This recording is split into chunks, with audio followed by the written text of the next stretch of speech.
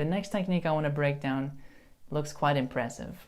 There are a few variations of it, both in right hand and left hand. It's called the push-pull technique. You can get a lot of speed with one hand. You can do some amazing things with this, and my favorite way to use this technique is when I'm playing a ride cymbal or maybe a hi-hat. I can use it for different patterns and stuff.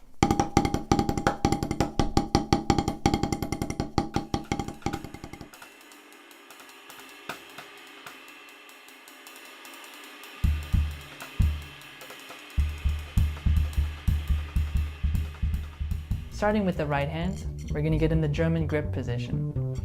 So with our stick here in the center of the head, the first thing we're going to do is get back into what I'm going to call the starting position, where our wrist is back like this, and our fingers are just comfortably relaxed in the palm of our hand, holding the stick.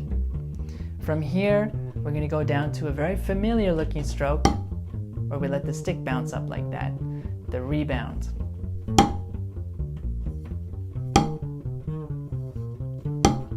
The next thing we want to do is just let the stick fall down to the head like that. And then we pull up with our fingers to complete it. Push, pull, push, pushing down, and then we're pulling back up. And then our hand comes from here to pulling back up, back into the starting position where we push the stick from. One thing I want to highlight is, in order to get this fast, in order to develop speed and be fluid and relaxed in this motion, you need to get away from staccato motions like that and rather smooth that push and pull motion together so they're flowing. Da, da, da, da, like that. So I'm not stopping and starting like that. I'm actually playing very gently as well. I'm trying to make those motions flow together. So to develop it, you're going to approach it the same way as we did with the burst exercise.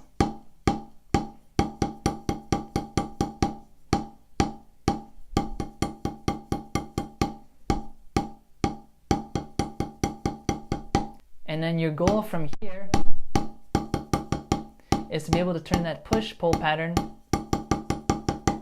into a consistent motion that you can play, hopefully without stopping, at least for maybe 30 seconds, before you move on to a higher tempo. Then, again, bump the metronome up, and maybe at this new tempo you can only get a few strokes in. That's fine, just use it as your goal to try and achieve 4 strokes or 5 or 6, and as you can play more and more in a row,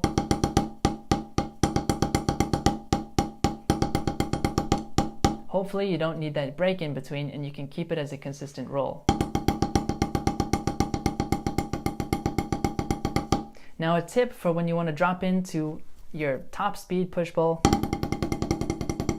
one thing I like to do is almost start out those strokes as if I'm going for a group of 3, throw the stick down so I get 1, 2, 3, and I turn it into the push-pull. It works great for when you want to play, for example, that jazz ride cymbal pattern, or you're playing up-tempo swing and you want to throw in some nice odd groupings like Tony.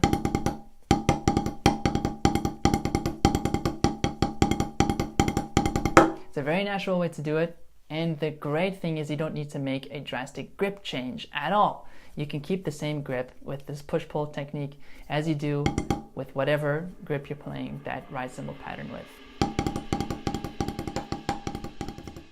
I hope you enjoyed that lesson and also found it valuable. If you're interested in learning 3 other push-pull variations or diving into breakdowns of every other hand technique that I know and use, you can access this full course called The Art of Efficiency through my website, or just comment yes below and I'll send you a link that goes right to the course landing page. Again, I'll also have it in the description. If you visit my site as well and you're interested in signing up for private lessons, you can do that there, or access other courses like the free course I have called The Art of Observation. I'll see you there.